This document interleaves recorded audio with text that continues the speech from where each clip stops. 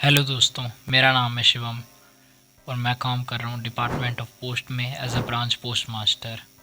आपने ये तो कभी सोचा ही होगा कि बीपीएम और एबीपीएम के क्या क्या काम होते हैं, दोनों के कामों में क्या क्या अंतर होता है और दोनों को किस प्रकार अपने काम को हैंडल करना होता है। तो आज हम वही सब जानने वाले हैं इस वीडियो में।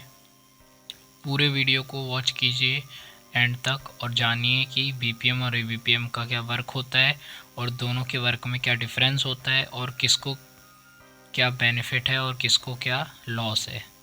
आप अगर हमारे चैनल पर नए आए हैं तो सब्सक्राइब करें, इस वीडियो को लाइक करें। तो चलिए वीडियो स्टार्ट करते हैं।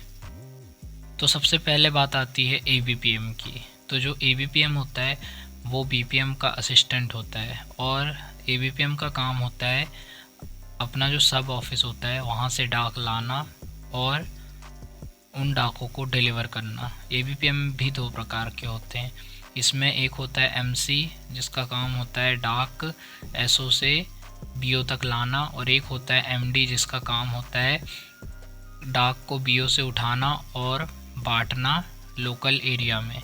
और ज़्यादातर बीओज़ में ये दोनों काम एक ही एबीपीएम को दिया जाता है। जहाँ पे काम कम होता है वहाँ पे कई बार सिर्फ एक बीपीएम होता है जो एबीपीएम का भी काम करता है और बीपीएम का भी काम करता है।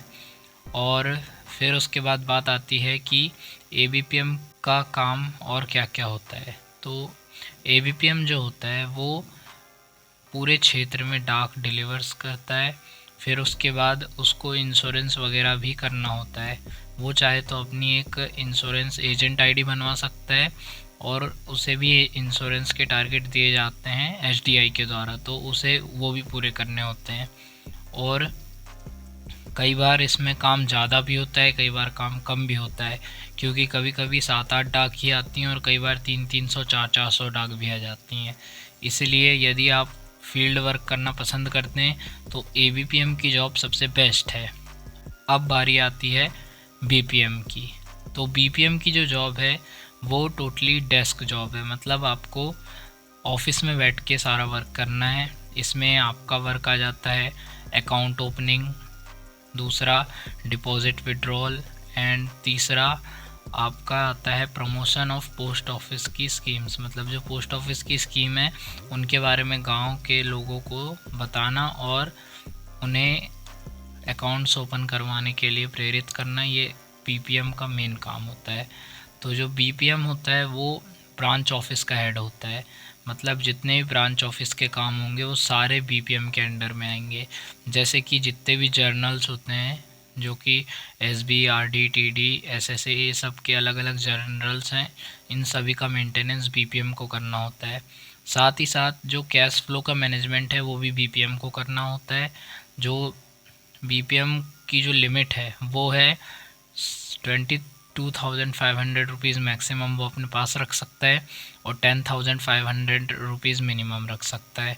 इसके अलावा यदि उसके पास एक्सेस मनी होता है तो उसके बाद उसको अकाउंट ऑफिस पहुंचाना पड़ता है, जो कि अपने हेड ऑफिस में होता है या फिर एसओ में होता है। तो ये था बीपीएम का मेन काम।